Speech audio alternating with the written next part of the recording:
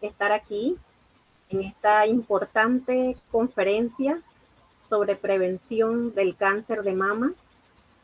En un mundo donde la salud es uno de los tesoros más preciados, es fundamental reunirnos hoy para hablar sobre un tema que afecta a una gran cantidad de mujeres.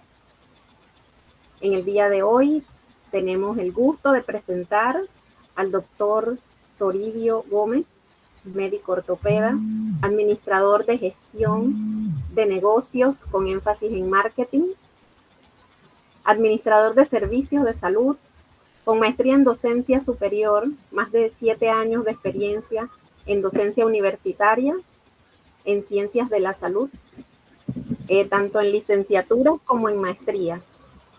Miembro del equipo de UNICID desde 2022, director de salud para industrias aseguradoras. Recibamos al doctor Toribio Gómez. Adelante, doctor. Muchísimas gracias, muy buenas noches, profesora Gajalástica, damas y caballeros, queridos docentes, estudiantes, personal administrativo y público en general que hoy nos acompaña esta noche. Si ustedes me permiten, por favor, voy a iniciar la presentación. Y me confirman cuando así la observo. Muy bien, ¿se observa? Sí, profesor, se observa la pantalla. Muchísimas gracias.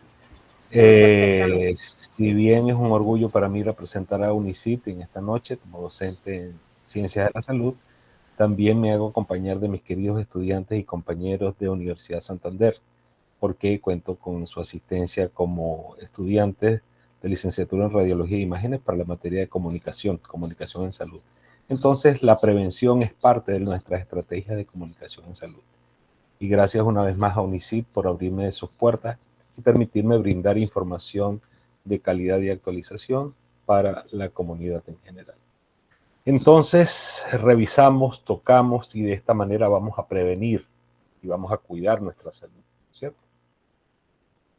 El objetivo de esta presentación es, vamos a recordar algunos conceptos importantes sobre lo que tiene que ver el crecimiento celular, los tumores, el cáncer. Vamos a generar conocimiento, vamos a fomentar la discusión entre nosotros, revisando las mejores prácticas, y vamos a socializar experiencias y testimonios. Y en ese sentido, vamos a tener una sorpresa al final de mi presentación, donde vamos a revisar y poder socializar algunos testimonios de vida de algunas condiciones de salud, como de las que vamos a hablar. Muy bien, entonces se preguntarán, ¿qué es el cáncer? Vamos a hacer ese pequeño recordatorio. Todas las células de nuestro cuerpo tienen la posibilidad, o la mayoría de ellas, la gran mayoría de ellas, de una u otra manera, tienen la posibilidad de reproducirse. Y eso viene implícito según el tipo de célula y viene codificado en su ADN. De tal manera que desde que el espermatozoide fecunda el óvulo, tenemos una gran capacidad de reproducir estas células. Pero cada línea celular, cada linaje, se va diferenciando y cada tipo va a tener unas determinadas posibilidades de replicarse y dividirse. Y es el ADN el que va a limitar este crecimiento. Entonces, ¿qué ocurre? ¿Qué son los tumores? No es otra cosa que alguna alteración en el ADN que, como decíamos, controla genéticamente este crecimiento, hasta dónde es capaz de crecer un tejido y hasta cuánto puede reproducirse una célula. Y entonces, de alguna manera, hay un descontrol y empieza a crecer. El crecimiento de un determinado tipo celular es lo que conforma lo que llamamos como un tumor. Pero entonces los tumores los podemos reconocer entre benignos y malignos. Los benignos solamente van a crecer, van a reproducirse las células. ¿Y en qué momento se transforma en maligno? Cuando las células empiezan a invadir los tejidos u otros órganos del cuerpo y se empiezan a diseminar por la sangre, por los fluidos corporales, hasta diseminarse y sembrarse en otras partes del cuerpo. Entonces, si bien ambos son crecimientos descontrolados de algunos tipos de células, su benignidad o malignidad va a estar determinada por la capacidad que tienen estas células, los tumores malignos, de sembrarse, diseminarse a distancia más allá del tejido que los produjo. ¿Sí?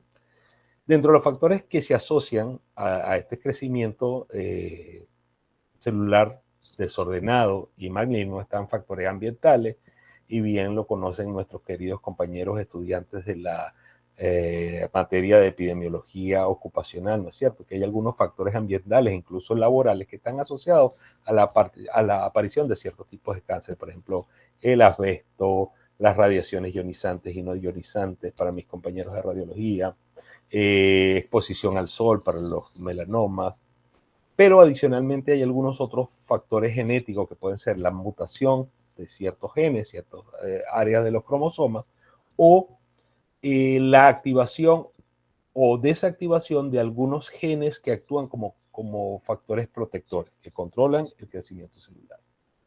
También, adicional a esto, hemos visto como algunos tipos de virus, por ejemplo, en el caso del virus del papiloma humano, el VPH, puede desencadenar ciertos tipos de atipia o displasia de crecimiento celular alterado, que se ve sobre todo en el cáncer de cuello uterino.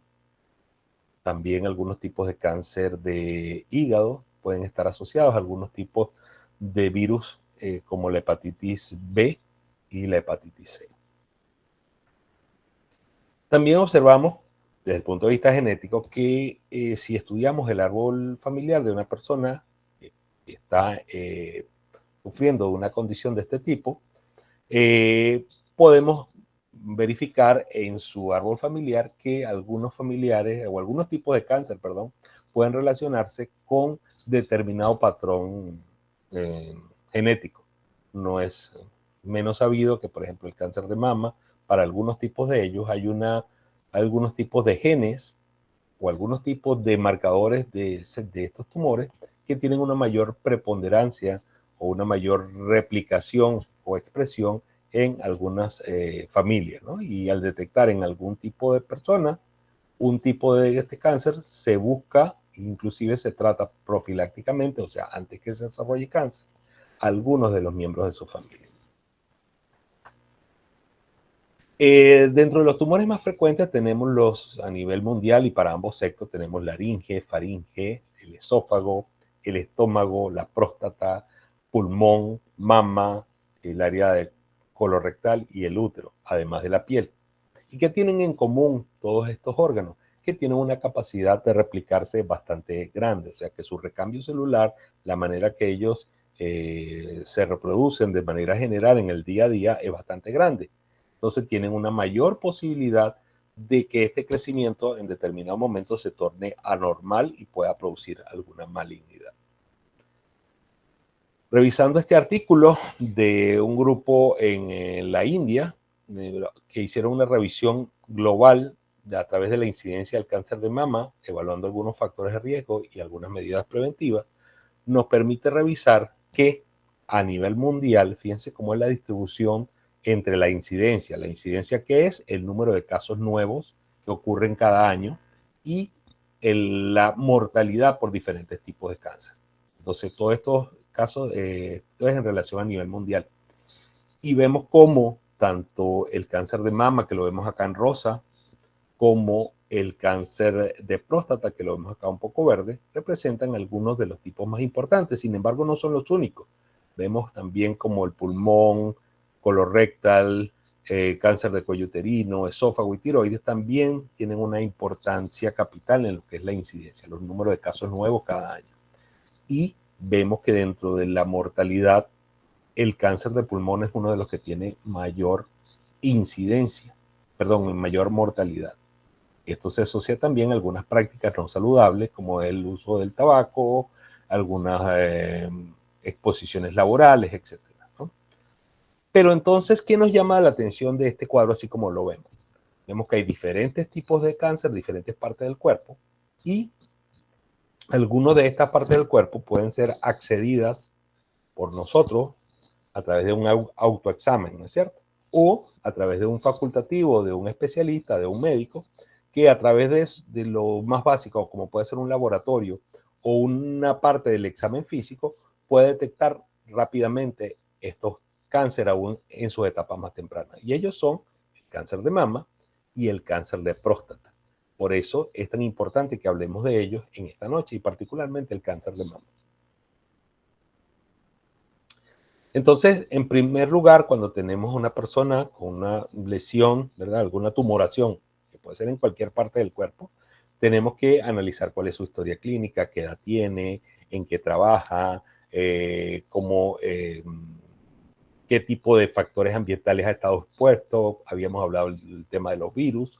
Adicionalmente, podemos ver si está presentando algún síntoma, ¿no? Si está presentando una pérdida de peso sin causa aparente, a pesar de que se está alimentando de alguna manera, está perdiendo peso. ¿Y por qué está perdiendo peso? Porque de alguna manera estas células, en una gran replicación y un gran crecimiento y reproducción, se comen las reservas nutricionales de la persona. Tienen un gran consumo de glucosa, de proteínas, y entonces la persona se va emaciando, es decir, se va perdiendo masa corporal y masa muscular.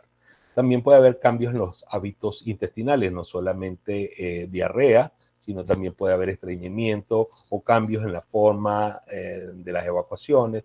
También a nivel urinario puede ser un aumento de la frecuencia urinaria o una disminución en el caso de los hombres que presentan algún problema de próstata, disminución o cambios en el goteo urinario, en el chorro de la micción. O en cualquier parte del cuerpo y que está conectado a alguna cavidad, como puede ser la boca, el oído, la faringe, los pulmones, la mama, puede haber incluso hemorragias o secreciones anormales.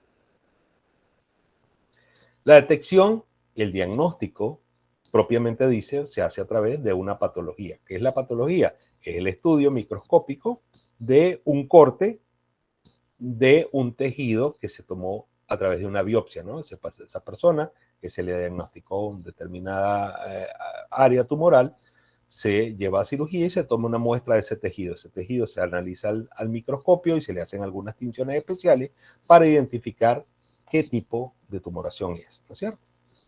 Pero adicionalmente se utilizan el diagnóstico por imagen, lo que es la resonancia magnética, la tomografía axial computarizada, algunos estudios como pueden ser el PET scan, que es la tomografía por emisión de protones, que básicamente lo que hace es analizar cómo determinada área del cuerpo consume una mayor cantidad de glucosa marcada radiológicamente. Es decir, si algo está comiendo más o más rápido en comparación con las áreas que lo rodean del cuerpo, entonces estamos pensando que hay algo que está creciendo muy rápidamente, ¿no es cierto? Y en ese sentido, el PET scan nos ayuda a determinar metástasis a distancia. Adicionalmente, también algunas pruebas genéticas nos pueden ayudar para un diagnóstico más preciso. Y por supuesto, todo lo que son los laboratorios, no solamente la hematología, el hemograma, algunas pruebas de química o algunos marcadores específicos de algunos tumores que pueden estar circulando en la sangre. Y uno de ellos, lo más importante para el cáncer de próstata, es el antígeno prostático específico. Una vez que el cáncer ha sido diagnosticado, la fase que viene entonces va a ser el tratamiento, dependiendo del tipo de cáncer que estamos diagnosticando, ¿cierto? El estadio, el estadiaje, el nivel de progresión que tiene esta tumoración, si hay o no metástasis, entonces va a depender del tratamiento que vamos a utilizar. Y dentro de los tratamientos, como los 4 grupos principales, va a ser la quimioterapia, que son medicamentos que van de alguna manera a inhibir o enlentecer ese rápido crecimiento de la célula. La radioterapia, que a través de la medicina nuclear, ¿verdad? Con la irradiación de esas áreas del tumor, ¿qué es lo que busca? Destruir esas células que están en rápido crecimiento y crecimiento desordenado. También tenemos algunas terapias hormonales, como es el caso de cáncer de próstata y algunas variedades de cáncer de mama, o inclusive terapias biológicas en las cuales puede utilizarse algún tipo de producto, ya sea una hormona o una proteína o un producto viral para limitar el crecimiento y la replicación del cáncer.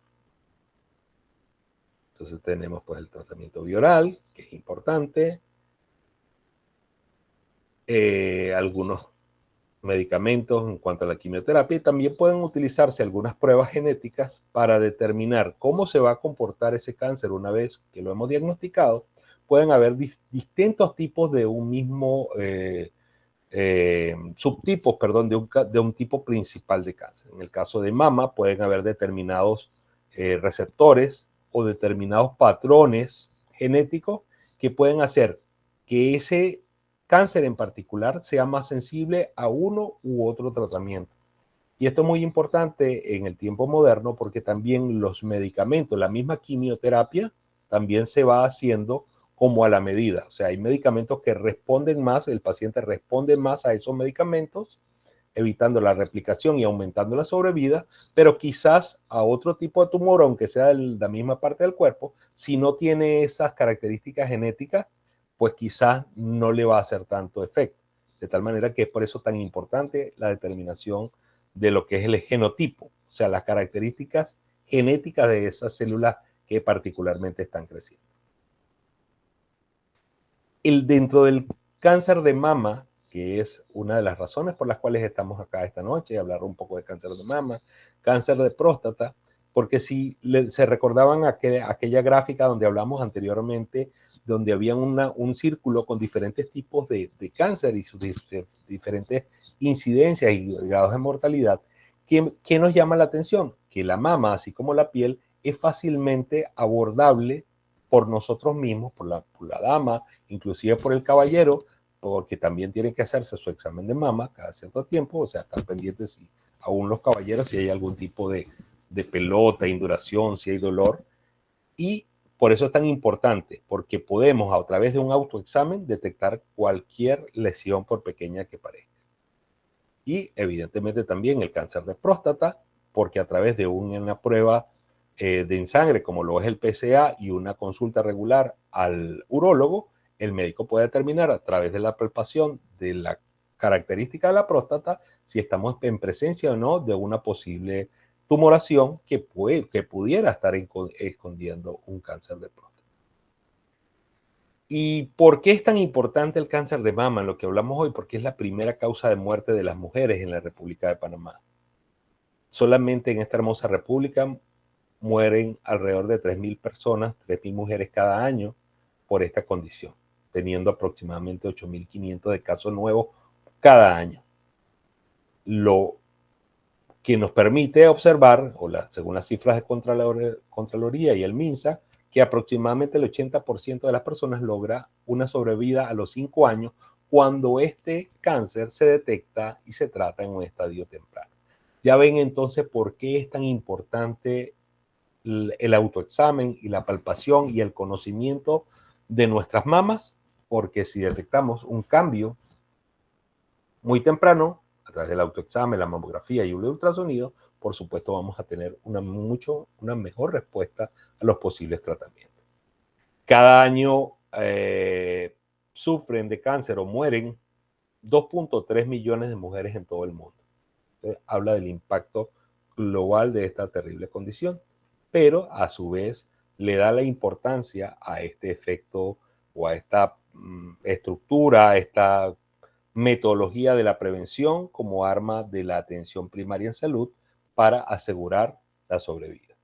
Factores de riesgo hay muchos. El sexo femenino no exclusivo, porque algunos tipos de cáncer pueden presentarse aún en las personas del sexo masculino, ¿sí? Porque sabemos que tenemos algunas estructuras similares, si bien no producimos leche, no tenemos las glándulas como tal, los conductos galactófaros, sí hay algunas estructuras que pudiesen desarrollar algún tipo de cáncer. Antecedentes familiares muy importante, y es por eso que vemos en ese árbol genealógico si hay o no antecedentes. Se ha visto una mayor incidencia en las personas que ven su primera menstruación antes de los 12 años, la edad de la menopausia cuando es mayor a los 55 años se ve que hay cierto aumento en ese riesgo. Si ha usado prolongadamente terapias de reemplazo o anticonceptivos orales, sobre todo aquellos de las primeras generaciones de anticonceptivos en las cuales tenían una alta concentración de estrógenos. Ya últimamente eso ha disminuido y ahora los tienen una menor cantidad de hormonas y básicamente son progestágeno o progesterona. Eso disminuye el riesgo. Mientras más se expone una persona a una radiación, tanto ionizante como no ionizante, aumenta el desarrollo de cualquier tipo de cáncer. Así que mientras una persona más se realiza radiografía, y un factor de riesgo para nuestros compañeros de la licenciatura de radiología e imágenes, utilizar los equipos de protección para evitar los diferentes tipos de cáncer asociados a ellos. Y el consumo de sol en exceso, así como una alimentación desbalanceada que conduzca al sobrepeso, pudiera ser un factor de riesgo asociado. Un recordatorio básicamente de cómo debemos palpar, cómo explorar esas mamas, tocándolas, ¿verdad? En toda su extensión, a través de movimientos circulares, en los cuales deprimimos esa piel para buscar cualquier irregularidad, cualquier masa, establecer un patrón de líneas de arriba hacia abajo y movimientos en diagonal a través de todo lo que es la circunferencia de la mama de ambos lados y compararla cada cierto tiempo, ¿no? Cada 15 días, a 3 semanas, y ver esa diferencia entre las reglas, si la persona está menstruando o no, porque también se producen algunos cambios totalmente fisiológicos y normales. ¿Cuándo hacerlo entonces? En las mujeres que están viendo la menstruación, el día 10, contando desde la fecha del inicio de la última regla. Prepararse, agendar y preparar para que sea un acto totalmente normal, para que sea algo organizado, para que no se nos olvide. Y aquellas personas, aquellas mujeres que no están menstruando, definir esa fecha en el calendario de tal manera de hacer los recordatorios, colocarlos en el celular, en los calendarios, para que no se nos olvide esa importante tarea. Y es muy importante que verifiquemos si hay retracciones o en el pezón, si hay algún efecto como por ejemplo una masa, una pelota en esa mama, si hay alguna presencia de secreción que pudiera ser un líquido similar a leche o pudiera ser como suero o como agua, o peor aún, si hay sangre, eso nos pudiera hacer pensar que estamos en presencia de alguna situación inadecuada. Si hay cambios en la textura, por ejemplo, la piel que se parece a la piel de una naranja, o rugosidad, o el pezón se comienza a invertir porque hay algo dentro de la piel que como que lo ala, porque está creciendo y retrae el pezón, entonces podemos estar en presencia de una de estas condiciones. Entonces es importante acudir al médico rápidamente para que se instaure además la biopsia, que nos permita clarificar el diagnóstico y iniciar rápidamente el tratamiento.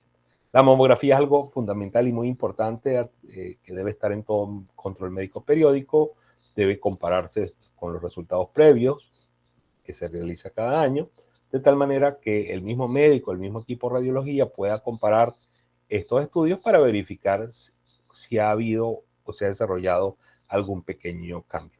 De tal modo que es importante que la persona organice sus visitas y sea algo ya importante, vital en lo que es su abordaje de su autocuidado de la salud.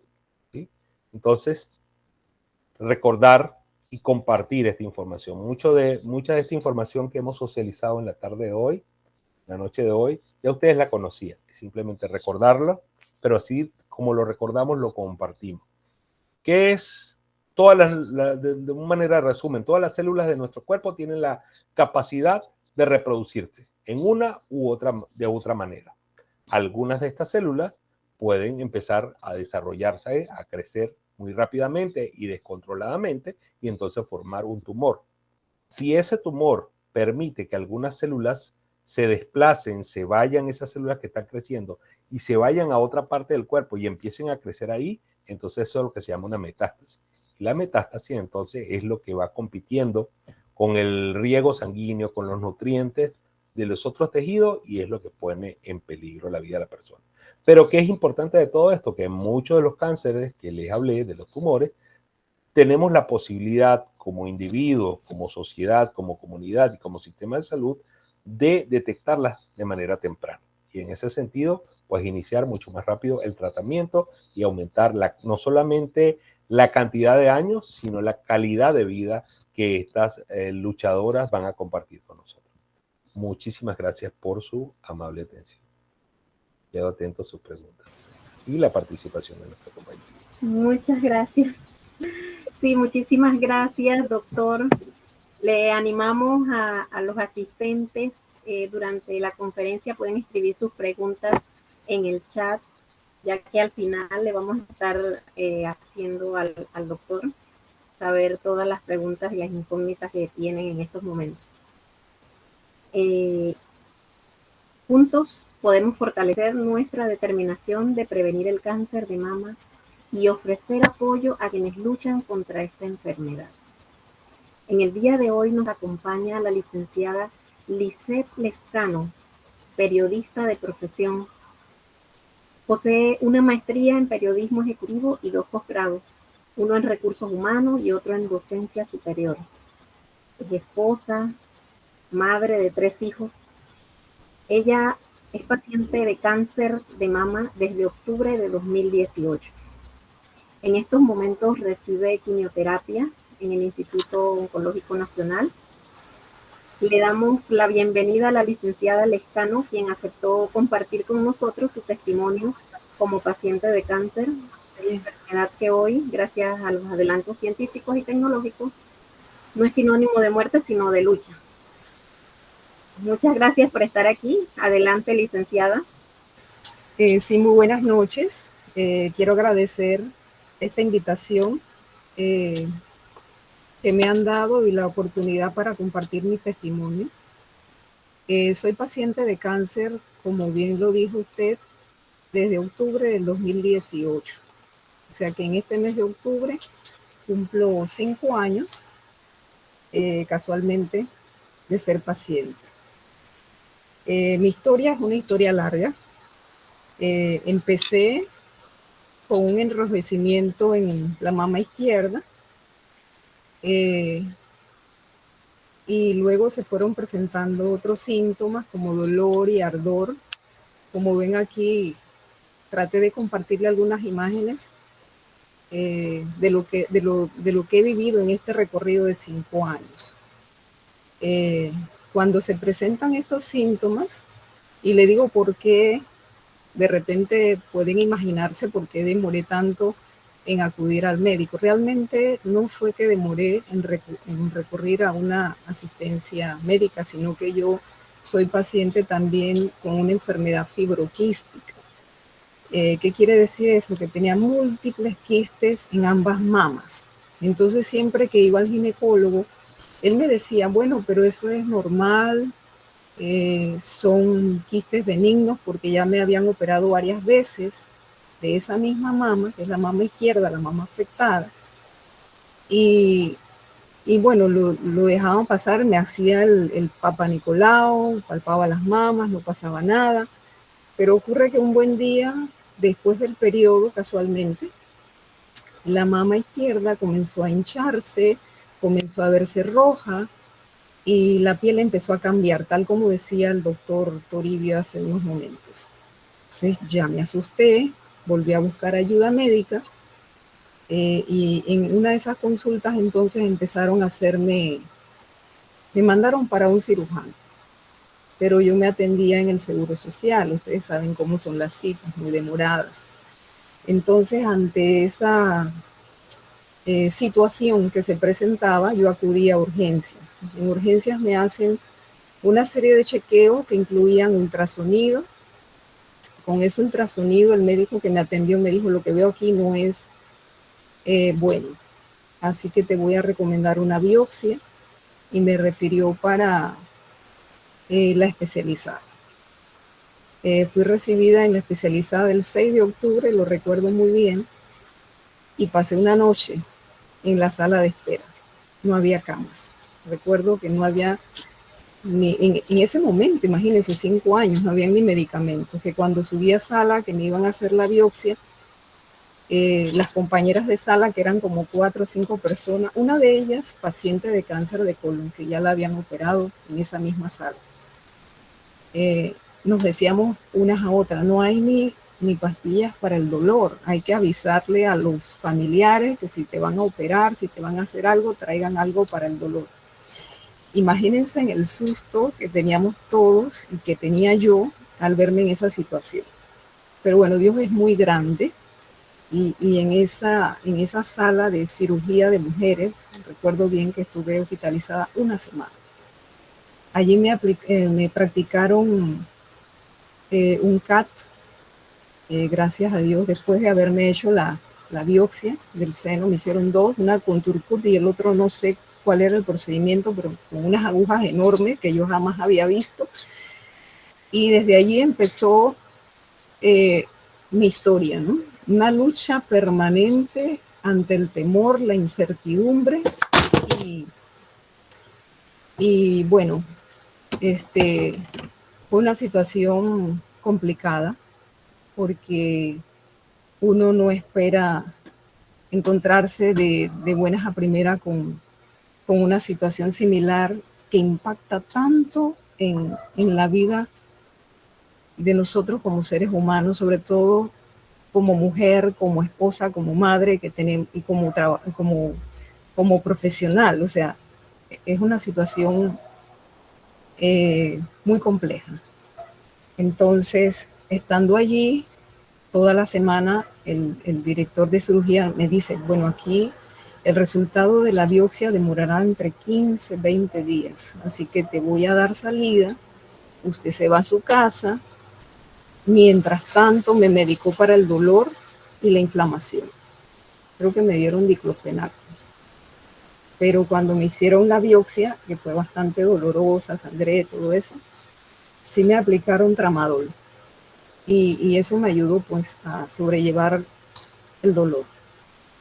Aunque si yo les cuento que he sentido un dolor que no he podido resistir, yo creo que el dolor más grande es el temor al que uno se enfrenta cuando te das cuenta que estás ante una situación. Yo más o menos sospechaba, porque yo soy una persona que lee mucho, que investigo, ver todas esas evidencias que se estaban presentando en el pecho, ya yo sabía prácticamente que lo que estaba ocurriendo, lo que yo estaba viviendo era casualmente esa situación que estaba a punto de decirme, usted tiene cáncer. Pero con todo esto, yo tenía que ser fuerte, porque mi compromiso mayor eran mis hijos. Tengo 3 hijos. En ese momento los más chiquitos tenían 9 años y la mayor 17. O sea, ¿qué será de mis hijos? O sea, uno entra en temor, en una incertidumbre y se te cae el mundo. Porque has hecho planes, porque tienes metas. Y es una enfermedad que trastoca todo, no solamente a ti como paciente, sino la familia, el trabajo, la sociedad, las personas con las que uno se relaciona, todo se transforma. Bueno, para no alargarle tanto la historia, pasado los 20 días yo fui por el resultado a la especializada, me lo entregaron. De esas 2 biopsias que me hicieron, una salió negativa y la otra salió positiva. Entonces el cirujano me dice, bueno, todavía estás a tiempo. Hemos detectado un cáncer de mama ductal invasivo, etapa 3. Imagínense, yo estaba en etapa 3, pero me dice, estamos a tiempo. Te voy a referir al oncológico porque es allá donde te van a ayudar con los tratamientos de quimioterapia y vas a ver que eso te va a ayudar tanto que se te va a reducir el dolor y te van a atacar el problema y te vas a mejorar. Y me dice, eres una mujer muy fuerte. Yo le dije, sí, yo sé, yo confío fielmente en Dios y pongo en sus manos esta situación. Y desde entonces yo me encomendé a Dios y digo, siempre he sido muy creyente, pero ante una situación como esta, uno se abandona completamente en el Señor. Entonces, saliendo de allí, que recuerdo eran como a las 11 de la mañana, yo decidí inmediatamente, acompañada de mi esposo, gracias a Dios, siempre ha estado allí.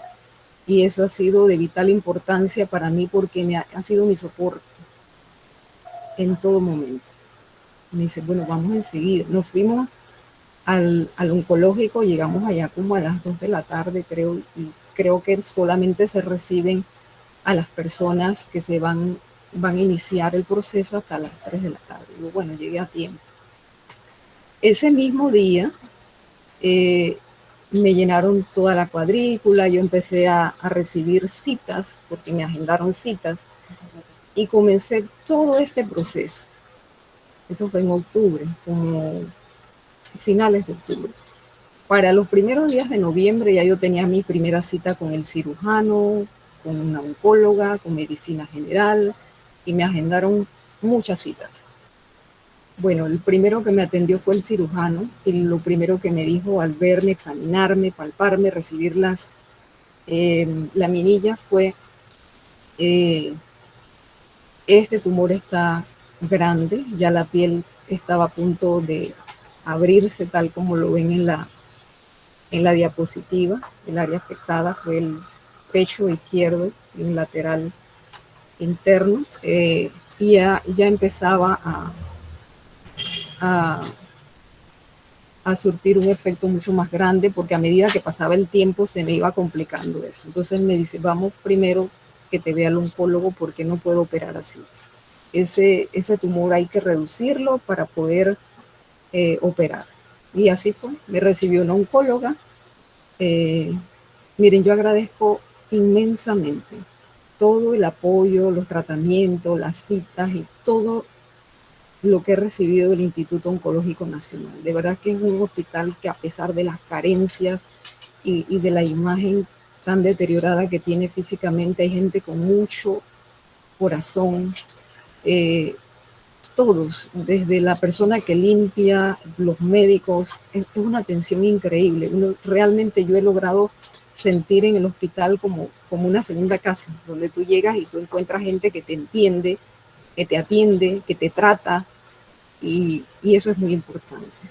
Por eso es doloroso ver cómo carece de recursos para afrontar la grave situación que tiene ahorita, con la falta de dinero para poder comprar, que hasta fin de año se supone que hay los dineros suficientes para comprar medicamentos e insumos y atender a los pacientes, porque en verdad son tratamientos muy costosos, muy, muy costosos. Imagínense que la oncóloga me dice, bueno, cada sesión de tratamiento puede estar entre $5,000 y $10,000 por paciente.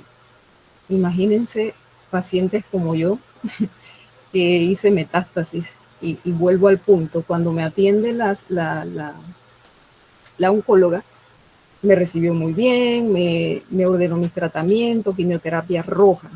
Sabes que hay quimioterapia blanca, roja, y últimamente vi una de color azul y me sorprendió. O sea, son tratamientos, como decía el doctor Toribio, para diferentes tipos de cáncer. Entonces ella me ordenó el rojo, la quimioterapia roja. Todavía recuerdo ese primer día después de la cita, me ordenaron la quimioterapia y yo salí del hospital. Entré a las 4 de la mañana porque hay que madrugar para registrarse. Después que la doctora me atendió, me registré para el tratamiento, salí a las 7 de la noche del hospital. Y ese es un día a día de los pacientes. Llegar temprano, y a veces uno no sabe a qué hora sale. Pero yo, con los años, la experiencia me ha enseñado que no debo dejar, por ejemplo, que el mismo día que me ordenan los laboratorios me vea la doctora, porque en lo que ven los laboratorios, en lo que analizan los laboratorios, mandan los resultados a la oncóloga y ella me ve y después me manda el tratamiento, obviamente voy a salir muy tarde. Como yo vivo aquí en la ciudad, yo aprovecho, voy un día antes y al día siguiente entonces voy a cita y tratamiento. Y así aprovecho para salir entre 2, 3 de la tarde, porque mi tratamiento es de 3 horas con 15 minutos. Bueno, cuando me recibe la oncóloga, me manda la quimioterapia roja. Todo bien, pero como a los 10 días, 12 días, comienza un dolor espantoso en todo el cuerpo. Fue una experiencia un poco desagradable porque me dolían los huesos, me dolía el cuerpo, me sentía muy cansada y bueno, empezaron a surgir, a manifestarse los efectos secundarios de esa primera quimioterapia. Esa foto que ustedes ven donde dice noviembre de 2018 es donde estoy con mi primera quimioterapia. Todavía tenía cabello. Posteriormente, donde me ven sin cabello, ya empiezan las secuelas de las quimioterapias. Y en esta diapositiva le puse años porque ha sido un recorrido intenso, muy, muy, muy grande. En la segunda cita que yo tuve con mi oncóloga en el mes de diciembre, me esperaba con un equipo de médicos y a mí me extrañó, digo, ¿qué está pasando aquí? Y ella me dice, bueno, mira, Lizeth, no te tengo buenas noticias. El cáncer se fue a los huesos. Hiciste metástasis y es complicado.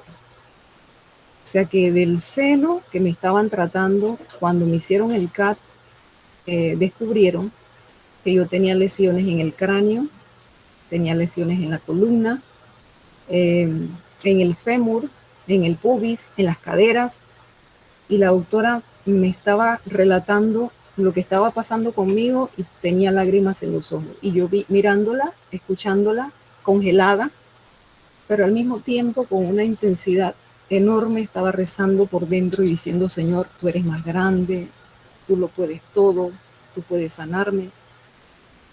Y me convencí que dependía de mí también mantenerme en la lucha, mantenerme viva, y que tenía por quién luchar, o sea, por mis hijos, por mí misma, por mi familia, por mi esposo, por todos. Y que si Dios me daba la oportunidad, yo iba a salir adelante. Eso fue en el 2018. En el 2019 ya me habían puesto para el mes de mayo, junio, cerca de 30 quimioterapias porque me las ponían por semana. Y era un bombardeo intenso, toda la semana. Todos los viernes yo recuerdo que yo estaba allí a recibir mi quimioterapia, mi tratamiento. Y una cuñada me dice, mira, yo conozco a una persona de medicina alternativa que también te puede ayudar para recuperar un poco masa muscular porque me adelgacé un montón. Si ustedes ven la primera foto, octubre de 2018, ya comenzaban a visibilizarse los efectos de la enfermedad. Me comencé a adelgazar en extremo. Yo siempre he sido delgada, pero se nota cuando uno está enfermo porque se desencaja todo, la piel, la cara, el cabello, todo. Y bueno, estaba bien afectada. Y entonces, bueno, fui al consultorio de ese doctor también para ayudar, para restablecer un poco las energías, y en verdad creo que me ayudó bastante, porque me recomendó vitaminas, me recomendó dejar el azúcar, dejar la carne de cerdo, porque mi cáncer es hormonal. Carne de cerdo, la carne roja, que también la oncóloga me había dicho, de muchas cosas coincidían. También el pollo del supermercado, porque todas esas carnes reciben hormonas.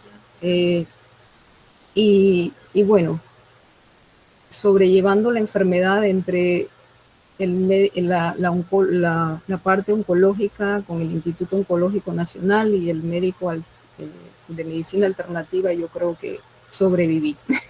Sobreviví porque me mantuve, me dio fuerza y sobre todo con la ayuda de Dios, porque sin Dios no hubiese podido levantarme, no hubiese podido hacer las cosas que yo he logrado en este recorrido de 5 años.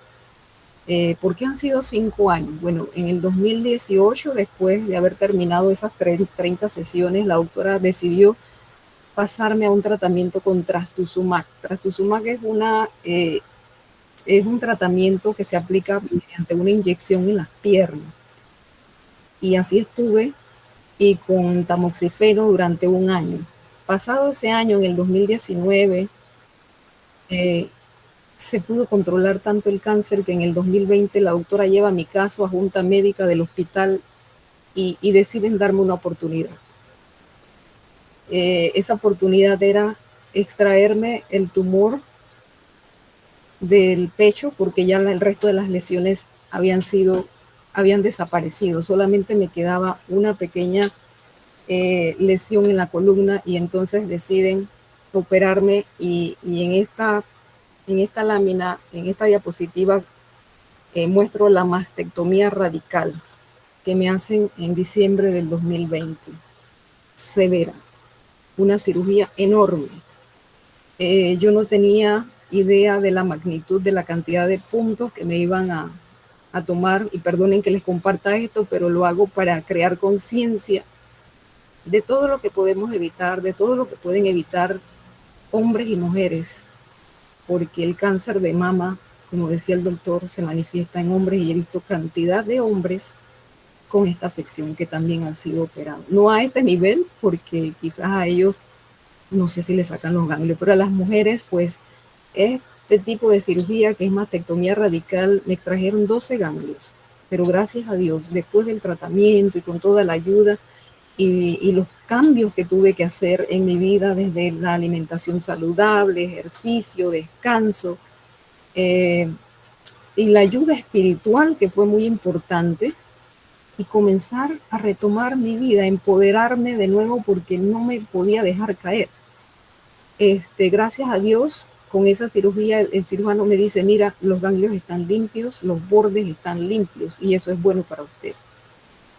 O sea, ya extrayendo ese tumor, solo me quedaban las lesiones de la columna. Y entonces la doctora, bueno, allí también, luego de la cirugía, me refieren a radioterapia.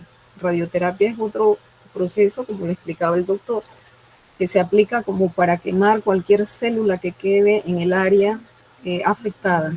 Y me aplicaron 25 sesiones de radioterapia. Aquí muestro una foto. La última sesión fue en abril de 2021. Ahí me ven con la camisa negra y unas compañeras, porque miren, si algo tiene el hospital oncológico es que hay una unidad muy grande. Tú conoces tanta gente, tanto testimonio, que te animan y te dan fuerzas a seguir adelante. Y uno de los compromisos que yo adquirí con el Señor es que quería dar testimonio de mi experiencia. ¿Para qué? Para que otra gente empiece a cuidarse, para crear conciencia de que esta es una enfermedad que te arrebata prácticamente la vida si tú lo permites, pero que depende de ti también, no solamente del médico, de los tratamientos y del entorno que tengas, sino de ese poder de decisión, de cambio, de conducta y de actitud, porque hay que ser muy positivos, hay que tener mucha fe y mucha determinación para seguir luchando. Y créanme, si hay un lugar donde yo he encontrado gente con todas esas características, y sobre todo con la disposición para apoyarte, para ayudarte en todo momento, ha sido en el Instituto Oncológico Nacional. Bien, pasado esa última sesión de radioterapia, que fue en abril 2021, en octubre del 2022, de 2021, de ese mismo año, me reaparece otro tumor sobre el tórax, pero un tumor superficial. Entonces, como ven, allí estoy hospitalizada.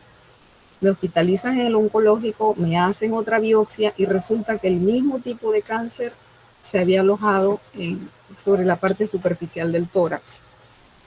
Era pequeño, delgadito, superficial, y la doctora me recomienda nuevamente quimioterapia. Así que me dicen: no te puedo aplicar radioterapia porque ya te la hemos dado. El radiooncólogo me dice: no es posible porque se te puede abrir un hueco allí. O sea, imagínense. Y bueno, lo que podemos hacer es que te manden un tratamiento con radioterapia para combatir el tumor. En efecto, yo pasé ese proceso con unas 4 quimioterapias que me aplicaron, el tumor desapareció. Gracias a Dios. Se me han hecho muchos estudios, CAT, centelleo. CAT es un examen general. Bueno, yo les estoy hablando así CAT, como que todo el mundo entiende, pero ahora me di cuenta que bueno, es un examen completo donde se monitorean todos los órganos, y que revela cuál es la condición de cada uno de ellos y si hay presencia del cáncer. El doctor que me corrija, ¿no? Si estoy en lo correcto, si no estoy en lo correcto. Y el centelleo es un examen especializado dirigido a los huesos para determinar si hay presencia de células cancerígenas en los huesos. Entonces, según los últimos exámenes, pues ya las lesiones que yo tenía solo me quedan en la columna y en una costilla, la costilla derecha. Estoy luchando contra eso en este momento, sigo en quimioterapia. Como ven, en marzo del 2022 la foto que colgué ahí es bastante, bueno, hace más de un año, y desde ese entonces sigo en radioterapia hasta que Dios así lo decida o desaparezca la enfermedad. Yo tengo fe, parece imposible, y mi doctora me dice, la oncóloga me dice, tú eres un caso extraño, y así como tú tengo otro. O sea que científicamente, quizás solamente combatiéndola a través de la ciencia, quizás ya yo no estuviera aquí contando la historia. O sea que hay muchos factores que inciden en que la enfermedad avance, se estacione o se cure. Yo tengo la esperanza de curar. Puede que no sea así, puede que esté equivocada, pero eso lo decide Dios y lo pongo en sus manos. Y si he decidido compartir esta historia con ustedes es porque creo que lo más importante en esta vida es que cada día es una bendición. Como dicen, un presente es un regalo. Y cada amanecer debemos amarlo, porque es amar el hecho de haber nacido y de seguir viviendo.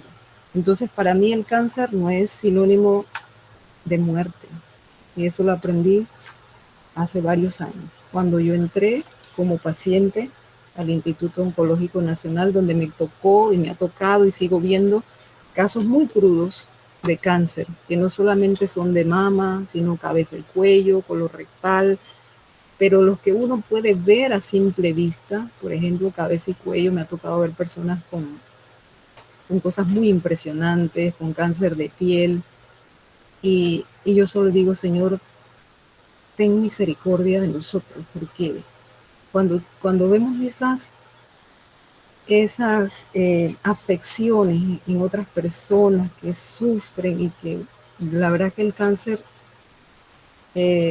muchas personas cuentan que es muy doloroso. Si ustedes me preguntan, ¿ha sentido un dolor que no ha podido manejar? Yo les digo, no lo he sentido.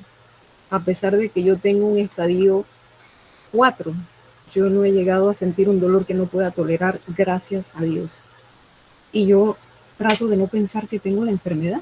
Yo trato de seguir adelante, de hacer mi vida lo más normal posible. Mis amigos le pueden decir, la persona que me invitó a esta presentación, a quien le agradezco enormemente su amistad y por haberse portado tan lindo conmigo, es una excelente persona. Puede contarles que yo manejo desde hace varios años. Yo no he dejado de manejar, dejé de trabajar porque la doctora me dice, la columna no puede estar soportando tu cuerpo durante tanto tiempo, y mi misión es escribir, sentarme, buscar información, coordinar, porque yo era jefa de un departamento, estoy pensionada, pero a pesar de todo yo sigo colaborándoles a la oficina, sigo escribiendo, me gusta lo que hago y lo disfruto. Entonces trato de vivir con mi familia de la manera más normal posible. La enfermedad está ahí, sí. La tengo que tratar, sí. La he aceptado, sí. He aceptado vivir con esa condición, pero también sé que pueden presentarse dos escenarios: o se complica o me mantengo. Y yo tengo fe en que me voy a mantener no sé cuántos años. Quiero ver a mis hijos graduarse, todavía están en 8º grado, yo espero que sí. Y gracias a Dios la mayor ya se graduó de la universidad y sigue estudiando. Y eso me llena de tranquilidad, me llena de satisfacción de saber que yo he podido estar para ellos. Y así, a pesar de que con la condición que yo pueda tener, yo les cuento algo. Yo vengo de una quimioterapia para la que madrugo y salgo de mi casa a las 4 de la mañana para llegar temprano y salir temprano. y yo llego a mi casa, ese día sí, mucho sueño, mucho cansancio, yo duermo 3, 4 horas, yo me levanto con una energía impresionante que yo misma no lo puedo creer. Y yo creo que Dios está ahí y ha hecho algo en mí, ha hecho muchos milagros porque he pasado muchas pruebas, no solamente la quimio, la radio y los tratamientos que me han mandado otra serie de pruebas por sangrados, porque al principio cuando me comenzaron a poner la quimioterapia comencé a sangrar vaginalmente y yo no tenía el periodo, porque apenas me comenzaron a poner la quimioterapia el periodo se paralizó. Entonces son muchas cosas las que uno pasa, pero fíjense que con las veces que yo he entrado al salón, la primera vez cuando fui por la de la mastectomía, sí iba con mucho miedo, eso sí, he tenido el miedo, el pánico encendido muchas veces, pero en oración me he calmado y he sentido la presencia de Dios que me ha acompañado y me ha ayudado a salir de cada episodio complicado que he tenido, por llamarlo de alguna manera. Les cuento que entrando a cirugía de la mastectomía yo temblaba, no sé si era del frío, del miedo, de la ansiedad, porque se presentan tantos escenarios, yo tenía miedo de que la presión se me subiera y no me operara. Y cuando yo entré a esa sala que me empiezan a canalizar y me ponen todas las agujas que habían que poner, yo me empecé a tranquilizar y el frío se fue. Comencé a reírme con el cirujano porque él comenzó a contar historias, a contar chistes y yo quedé riéndome y no me di cuenta de más nada. Yo vi el reloj, cerré los ojos y cuando desperté ya yo estaba operada, estaba envuelta en gasas y podía mover el brazo, porque muchas mujeres me contaban que cuando se hace la mastectomía y sacan los ganglios axilares, pierdes la movilidad de los dedos o del brazo o algo pasa, puede pasar. Y yo iba tan segura que cuando yo me desperté, yo comencé a mover mis dedos para ver si yo tenía movilidad. Y sorpresa, yo comencé a mover mis dedos. Obvio que en los primeros días no podía levantar el brazo. Yo intentaba, no podía ni tocarme la cabeza porque me dolía. Y entonces la piel estaba recogida. Bueno, fueron días muy difíciles, pero con las terapias que se le ordenan a un paciente más te pasa por la mastectomía, pues uno recupera la movilidad. Y ya eso es historia. O sea, eso para mí es un capítulo que ya pasó, que superé. Entonces, cuando yo encuentro a una persona que entra en pánico o que llora sin control, es normal, porque también lo he escuchado de los psicólogos, tú tienes que dejar salir cualquier sentimiento que se te presente en el momento en que a ti te dan una noticia tan abrumadora como esta. Tienes que dejarlo salir, pero no te puedes quedar en el llanto, tienes que levantarte con alegría, con agradecimiento y decirle a Dios gracias, dame el valor y la fortaleza para seguir adelante. Y es lo que yo he hecho, eso es lo que me mantiene de pie. Y sigo aquí con la esperanza de ser útil para otras personas y darle ese mensaje que en vez de esperar, ¿verdad?, a que la enfermedad llegue, uno tiene que buscar alternativas para evitarla, como ha dicho el doctor. Hay muchas formas de evitar la enfermedad. Miren, yo empecé a comer saludable, que era lo que les decía, alimentándome con platos más cocidos, eliminando las frituras, comiendo más verduras y vegetales, haciendo jugos verdes, que la gente dice que no son agradables, pues yo creo que ya me acostumbré porque los encuentro sabrosos.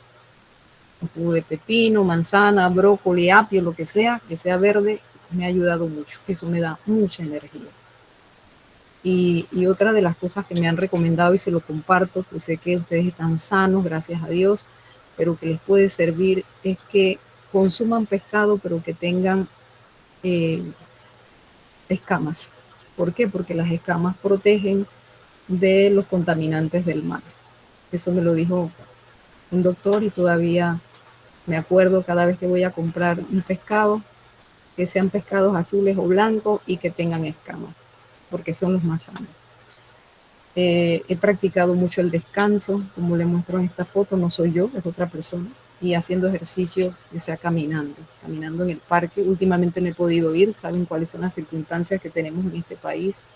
Esperamos que pronto se superen esas diferencias y que como país podamos seguir adelante y haya más oportunidades para circular.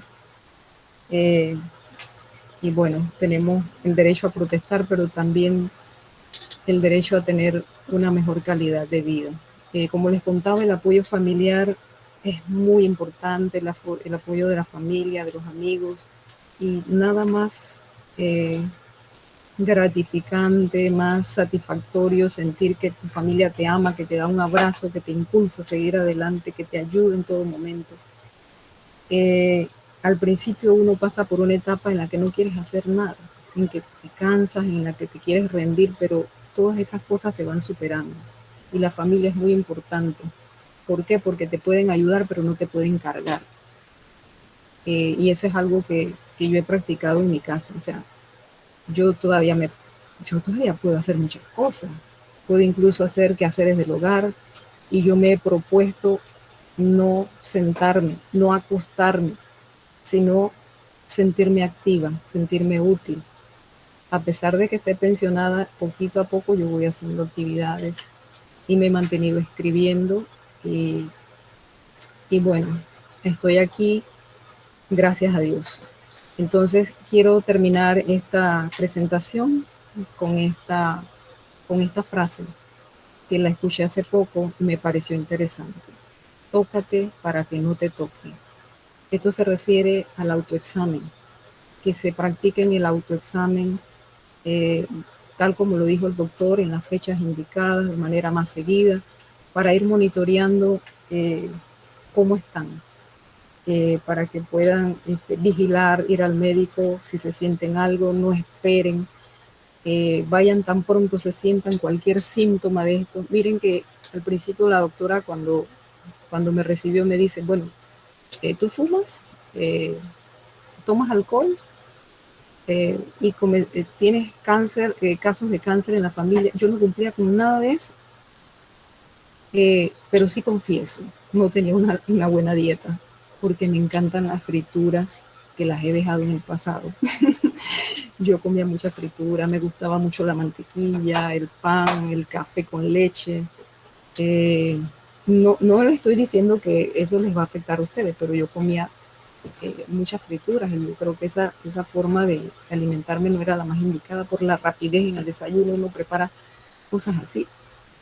Ya no, en mi casa no se cambió totalmente la forma en la que nos alimentamos, y puedo contarles que hace 5 años yo no como dulce de mi cumpleaños. Cantamos, celebramos y todo el mundo come. Yo no como dulce. ¿Por qué? Porque el azúcar no me va bien y las grasas no me van bien, mi cáncer es hormonal, la leche me hace daño. O sea, hay muchas cosas que la oncóloga me ha dicho, no consumas, porque eso te puede complicar. Así que yo al pie de la letra, una que otra vez me dice, de repente una vez al mes tú te puedes comer una hojaldra, o el dulce sí no lo he comido más, de ninguna forma. El pan sí, saben que el pan es como el arroz que a la gente le gusta. Yo el arroz también lo consumo, pero de manera integral. Y bueno, todos esos son cambios que uno tiene que hacer por su salud. Y hace poco escuchaba también a una nutricionista, el Instituto Oncológico me invitó a una conferencia en donde hablaban de la parte de nutrición, y hablaban de los nitritos y nitratos, que eso lo conoce todo el mundo, como dice el doctor, no es cosa que hemos descubierto ahora. Investigaciones que sustentan que eso tiene un poder cancerígeno muy alto, igual que las carnes a la brasa, los chorizos, estas cosas con las altas temperaturas y la combustión que entra con la cáncer, con la carne, el calor, la grasa. Todas esas cosas perjudican si la comen muy seguido. No estoy diciendo que no consuman, sino que no lo hagan con regularidad, porque eso les puede perjudicar. Y bueno, como les decía, yo no cumplía con la mayoría de los factores, pero yo creo que la alimentación fue la clave en esto, porque no hay historia familiar cercana que hayan demostrado que haya cáncer en la familia ni nada de esto. Y mi enfermedad fibroquística que dio un giro a la enfermedad. Pero yo estoy muy agradecida de estar aquí, todavía con vida, compartiendo esto con ustedes y teniendo la energía que tengo ahorita para hacer muchas cosas, porque Dios me ha permitido seguir adelante y mantenerme de pie. Así que unamos fuerzas contra el cáncer. Eso es muy importante. Muchas gracias. Si tienen alguna pregunta, creo que hablé demasiado. Como periodista me gusta hablar y escribir. Así que ustedes perdonen si me excedí en el tiempo. Muchas gracias. Muchísimas gracias, la licenciada Lisset Lescano, por compartir su testimonio con nosotros. Muchísimas gracias por estar aquí, por haber aceptado. Encontramos la fuerza para superar los desafíos más grandes. Como me gustó muchísimo cuando usted dijo, Dios le dio el valor y la fortaleza para seguir adelante. Wow. Sabemos que estamos aquí haciendo conciencia para que todos podamos ayudar a nuestros familiares, a nuestros amigos, amigas. Estamos aquí para aprender y sabemos que en el chat hay bastantes preguntas, doctor. Tenemos algunas preguntas. Dice Muchísimas aquí, gracias, mi querida profesora Galástica, profesora Lescano, por compartirnos ese testimonio, ese apoyo que nos da desde su trinchera, desde su punto de vista, como paciente, como madre, como hija, como mujer, ante todas las compañeras y compañeras que nos acompañan en esta noche. Adelante, profesora Galástica. así es. Dice, profesor Toribio, buenas noches. ¿Cada qué tiempo se recomienda, se debe realizar el examen de cáncer de mama? Muy bien. También el de próstata, dice. Muy bien, tenemos una mano levantada, creo que la señora Caridad Rodríguez tiene la mano alzada y le doy respuesta a esa pregunta acá en público, la había contestado en el chat, pero de manera general una vez al año es suficiente, para mama como para próstata, a menos que de alguna razón, de alguna manera, tengamos algún factor de riesgo, ¿no? Y ya el médico pues nos explicará en algún momento si alguno de nuestros familiares o nuestra historia familiar hay algún tema que hay que hacer una revisión más seguido, pues no lo recomendará, pero una vez al año es suficiente. El examen de la mamografía, ultrasonido, el examen de próstata. Sin embargo, en lo que se refiere a la dama, por supuesto, el autoexamen es vital para el diagnóstico mucho más temprano, no esperar a cada año. Tenemos a Caridad. Caridad, ¿nos quiere hacer alguna pregunta? ¿No? Bueno, seguimos. Dice aquí, ¿qué probabilidad de cáncer de mama tiene una mujer con histerectomía total y sin reemplazo hormonal a los 43 años? Bien, de una manera general, la relación o el riesgo es 1 cada 8 mujeres. El hecho de que haya presentado histerectomía por alguna condición en el útero como tal, no le hace de alguna manera con mayor riesgo o menor. Son temas diferentes. En el caso de la histerectomía, que no tiene reemplazo hormonal, pues al no tener el reemplazo hormonal, el riesgo es como de alguna manera menor. Sin embargo, tiene el mismo riesgo que una mujer que no haya sufrido la histerectomía.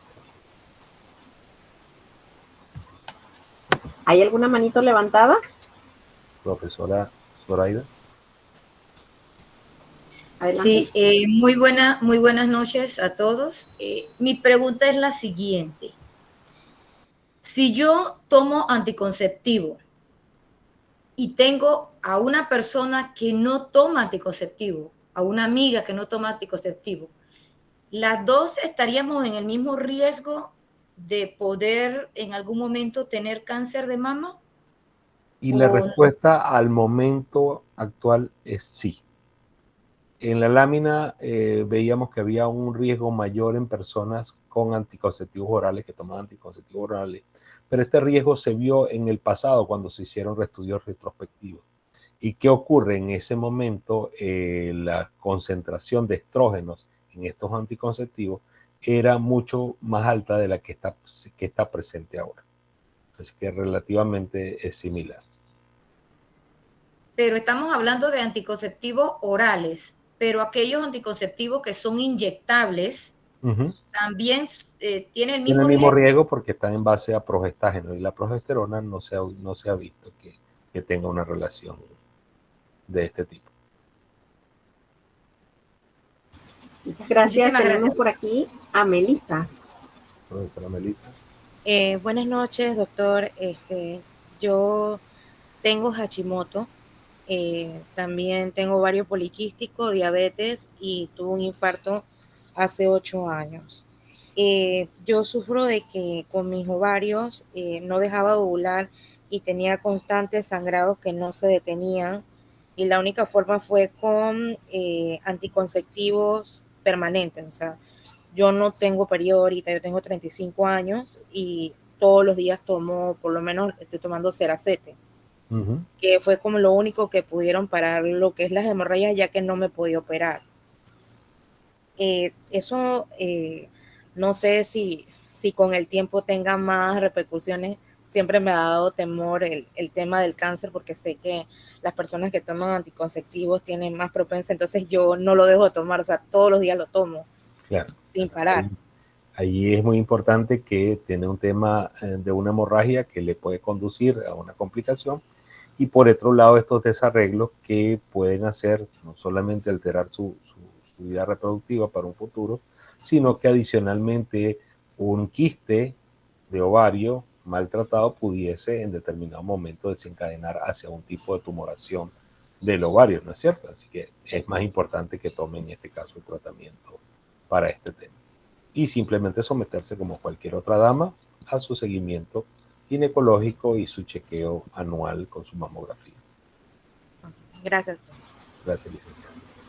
Gracias. Tenemos por acá, nos dice Gilberto, ¿cuáles son los cuidados que debe llevar una persona mientras se encuentra en el periodo de quimioterapia? Correcto, muchísimas gracias por la pregunta. Como recordarán en la fotografía de nuestra querida profesora Lescano, en la fase donde ella estaba recibiendo la quimioterapia, vemos que perdió el cabello, de alguna manera ella no dejará mentir si tuvo diarrea, vómito, quizá algún sangrado abdominal, y usaba el tapabocas. ¿Y qué ocurre? Recuérdense que como etiología, el cáncer no es otra cosa que un grupo de células que se está desarrollando muy rápidamente, está creciendo, está comiendo glucosa y está compitiendo con los tejidos que están al lado. Entonces, ¿qué se busca con la quimioterapia? De alguna manera, limitar el crecimiento, o sea, matar a esas células que se están creciendo rápidamente. Pero ¿qué ocurre? También tenemos dentro de nuestro cuerpo otras células normales que también crecen muy rápido. El cabello, yo me afeito hoy y ya mañana tengo la barba, ¿sí? Porque tiene alto crecimiento. De igual manera la médula ósea. De igual manera el recambio de las células del intestino es cada 3 días se está recambiando completamente el epitelio del intestino. Entonces, estas células con alta capacidad de crecimiento y reproducción van a ser afectadas por la quimioterapia. En ese sentido, entonces se pierde el cabello mientras se está recibiendo, las personas tienen que protegerse porque están inmunosuprimidos. ¿Por qué es la inmunosupresión? Porque su médula ósea de alguna manera está siendo atacada, está siendo limitado su crecimiento por la quimioterapia. Muchas gracias. Por acá tenemos a Julio que pregunta ¿qué tan frecuente es que en hombres padezcan cáncer de mama? Sí, fíjense que la frecuencia es bastante poco frecuente. El riesgo es de 1 cada 1000 hombres si lo comparamos con 1 de cada 8 mujeres. Pero ocurre, ¿no es cierto? Entonces lo importante es que ante cualquier dolor en la mama, cualquier secreción, por pequeña que sea, si hay un sangrado, si hay un dolor, si hay una masa, evidentemente consultar con el médico. ¿Edad para el examen de la próstata? Bueno, las sugerencias son después de los 45 años. Sin embargo, si estás teniendo alguna limitación, tienes menor de 45 años, pero estás teniendo algún problema con el flujo de orina, o piensa que de alguna manera tienes antecedentes importantes familiares con el examen de próstata, puedes acudir antes al urólogo y te puede hacer tus pruebas de la PSA, que es el antígeno prostático específico, y dependiendo de sus valores, también poderte indicar algunos otros exámenes, ¿no es cierto? Pero evidentemente el examen de próstata, la palpación, ayuda mucho al médico, al cirujano a detectar, y al urólogo a detectar esos pequeños cambios en la consistencia de la próstata. Si uno se toca la punta de la nariz, esa consistencia es la que podamos encontrar cuando un médico le toca la próstata a un paciente. De tal manera que si él nota algo más duro, algo más pétreo, entonces tiene o hay nódulos en alguna de las áreas de los lóbulos de la próstata, entonces estaría indicado un estudio más específico como un ultrasonido y por supuesto la biopsia. Gracias, doctor. Nos preguntan cuáles son las últimas investigaciones o avances en la detección temprana del cáncer de mama. Eso es algo que está evolucionando cada día, hay más crecimiento y desarrollo allí. Lo que hablamos de las pruebas genéticas, no solamente los marcadores tumorales, una vez que se hace la biopsia, se toma un fragmento del tumor, se le hacen pruebas de inmunohistoquímica, por decirlo así, se le agregan enzimas y algunos elementos que dan la capacidad de cambiar de color o emitir radiación o fluorescencia si están en presencia de determinado tipo de tumor. Entonces, al reconocerlos de mejor manera, es mucho más fácil iniciar los tratamientos adecuados, y a través de los test genéticos, como le había comentado, hay la posibilidad de verificar qué tumor es más sensible a un tratamiento que a otro. Entonces se van haciendo las terapias a la medida, o las terapias personalizadas, la medicina personalizada en el tratamiento del cáncer. Tenemos una manito levantada. Profesor Duncan, adelante. Adelante. Sí, buenas noches a todos. Doctor, lo que pasa es lo siguiente. En el trabajo, comenzamos a dar una charla hace 5 años, cuando empecé a trabajar, ¿no?, sobre cáncer. Y me dijeron que había casos de cáncer a temprana edad de los hombres, ¿no? Próstata. Uh-huh. Entonces yo con 35 años, prácticamente yo empecé a atenderme. Gracias a Dios, todos estos años he estado atendiéndome, porque ya si me dicen que ya hay temprana edad, uno tiene que ser responsable y atenderse. Entonces recién me hice esa es la que se hace de sangre. Ajá. Hace ni el mes me dieron los resultados y todo, y me estaba atendiendo. Entonces, de repente puedo decirle a los compañeros que están ahí, los hombres, que no tengan miedo, que es cuestión de vida, porque puede ser muy tarde, porque uno nunca sabe. Por lo menos mi trabajo es bastante activo. Yo también juego fútbol, hago ejercicio y me dedico en cosas así, pues mi trabajo que hago es bastante movido. Pero como de todo. Claro. Como de todo, pero yo tengo 39 años. Pero ya yo comencé los 35 años a atenderme estas cuestiones. Estaba haciéndome el examen. Te felicito. Entonces, sí, probablemente el doctor en el interrogatorio que le hizo pudo haber detectado algún factor de riesgo, y recomendarle que antes de los 40 años incluso pudo haberse hecho este tipo de examen, ¿no?, que es el antígeno prostático específico. No pasa nada, uno se lo puede hacer en cualquier edad de la vida, pero realmente para justificar la inversión que se hace cuando estamos hablando de grandes campañas de salud comunitaria o a nivel nacional, pues la sensibilidad o la especificidad para encontrar algo en edades menores es mucho menor. Entonces, para justificar este tema de inversión, se ha escogido el tema de por encima de los 40, 45 años. Sí, correcto, porque casualmente me preguntaron si en mi familia alguien había sufrido de eso o alguien sufrió, y yo le dije no. Pero yo personalmente decidí atenderme temprana edad. Excelente, felicidades. Excelente. Tenemos otra manita. La profesora Zoraida, adelante. Profesor, me tomé el atrevimiento de mandarle una información a su celular. Sí. Me gustaría que me dijera qué piensa de eso. esa Con mucho información. gusto. Básicamente, lo que nos comentaba la profesora era la influencia del estado anímico de las personas, del estrés en el desarrollo de ciertos tipos de cáncer. Y definitivamente que sí lo hay. ¿Qué pasa? Cuando tenemos una situación de estrés se genera una gran cantidad de hormona circulante, la cual es el cortisol, que es la hormona del estrés como tal. El cortisol se ha visto que es un inmunomodulador, ¿sí? Perdón. Es un inmunomodulador y produce una depresión del sistema inmunológico. Adelante, Josué.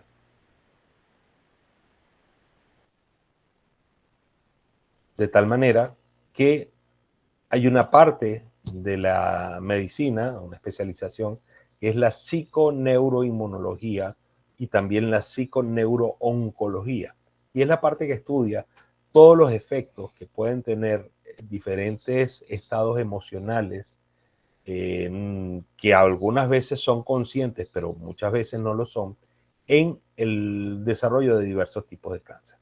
En ese sentido, tenemos una gran investigación en Alemania sobre lo que llaman la medicina germánica, para el tratamiento, como nos había comentado nuestra querida profesora Lescana, con algunas terapias alternativas. No sé si era el caso en particular de esta, pero entre estas terapias alternativas tiene que ver mucho con la psiconeuroinmunología y la psiconeurooncología para, a través de ese mejoramiento de los estados de ánimo, a través del ejercicio, de la nutrición adecuada y ciertos neuromoduladores, pues llegar no solamente a la prevención, fortaleciendo el sistema inmunológico, sino un tratamiento efectivo para algunos tipos de cáncer. Gracias, profesor. Acá tenemos a Daniel que pregunta, ¿la presencia de aluminio cerca de las mamas ayuda a que el cáncer se dé con más facilidad? No hay estudios estadísticamente significativos en relación al uso de aluminio, si en alguna de las mallas o de la ropa o de los sujetadores, ¿sí? El aluminio en polvo sí se ha visto asociado a algunos tipos de cáncer de pulmón, pero por contacto con la mama no, ni con la piel. La profesora Miroslava nos pregunta que hay de cierto que algunos materiales se relacionan con el cáncer, como algunos plásticos, algunos vasos. Algunos tipos de plásticos en el pasado se vio que estaban asociados lo que llaman los BPA, que es no recuerdo el nombre en este momento de la molécula completa, pero algunos tipos de plásticos que liberaban ciertas moléculas que en los vasos, cuando ustedes vean un tipo de vaso, verifiquen que diga libre de BPA. Desafortunadamente, estos vasos desechables de consumo no son de polipropileno y probablemente no sean libres de BPA. Ahora, ¿qué es lo que ocurre? Ante un vaso desechable el riesgo es menor porque uno toma alguna vez y lo bota. Pero en estos vasos que uno va a utilizar, o estos vasos plásticos que utilicen en largo plazo, pues esta liberación puede ser mucho más prolongada y adicionalmente si se lava, se introduce en un lavavajillas, se lava con agua caliente, pues puede ir liberando con el tiempo una mayor cantidad de este BPA. Así que verifiquen cuando van a utilizar estos vasos en el tiempo prolongado, que no van a utilizar vidrio, verifiquen que la etiqueta diga libre de BPA. Gracias. También tenemos Mirjana, dice que su bisabuela murió de cáncer, su abuela actualmente lucha contra el cáncer, su mamá murió de cáncer. ¿Qué le recomienda? ¿Hay alguna relación? De 33 años? ¿Hay alguna relación? Ponerse en contacto con el médico, ya no dejar esta mamografía y este ultrasonido para cada año, sino que probablemente cada 6 meses, cada 3 meses. Es importante que le hagan algunas pruebas genéticas para verificar si hay alguna relación con algún cáncer de una fuerte presencia.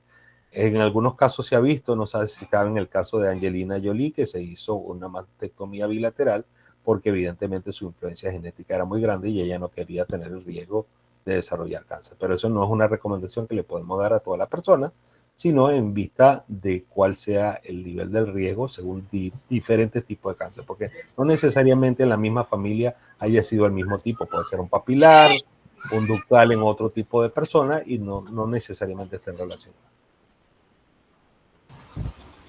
Así es. Muchísimas gracias, doctor Toribio. Gracias a todos ustedes. Cada uno de nosotros tiene un papel fundamental que desempeñar en la prevención del cáncer de mama. Ya conocimos hoy el testimonio de la licenciada Lescano. Hemos escuchado al doctor Toribio, a quien agradecemos muchísimo. Agradecemos a la profesora Zoraida Rosas también por ser la coordinadora con la licenciada Lescano. Agradecemos a todos los asistentes aquí. Esperamos haber dado nuestro granito de arena para concientizar a todos a que cada uno pueda llevar este mensaje a sus hogares. Los que no pudieron estar tienen que compartir todo esto que hemos aprendido en el día de hoy. Agradecemos la asistencia de las otras universidades que nos acompañan, de todos los profesores de UNICIT aquí presentes, la secretaria general y a nuestro profesor Toribio. Un gusto siempre gracias. participar en esta nuestra casa UNICIT. Pasen todos muy buenas noches. Profesora Lescano, muchísimas gracias. Aquí nos están levantando la mano. Ángel, diga. Ángel, ¿quiere decir algo? No, profesora. Ok. Gracias. Que pasen muy buenas noches. Que pasen buenas noches. Gracias, profesora. Muchas gracias. Feliz noche. Feliz noche. Feliz noche a todos. Feliz noche a todos. Feliz noche. Gracias, feliz noche. Muchas gracias. Buenas noches, gracias. Detener grabación. Feliz noche. Chao, buenas noches. Feliz noche.